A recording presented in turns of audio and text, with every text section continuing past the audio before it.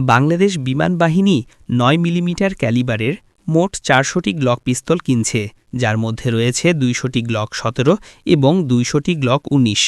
Glock ১৭ তুলনামূলক বড় হওয়ায় রিকয়েল নিয়ন্ত্রণ ভালো, আর গ্লক ১৯ কম্প্যাক্ট হওয়ায় গোপন বহনের জন্য উপযোগী। উভয় মডেলেই গ্লকের অন্যান্য ম্যাগাজিন ব্যবহার করা যায়, যা ১৯ থেকে ৩৩ রাউন্ড পর্যন্ত ধারণক্ষম। স্ট্যান্ডার্ড রেঞ্জ ৫০ থেকে ১০০ মিটার।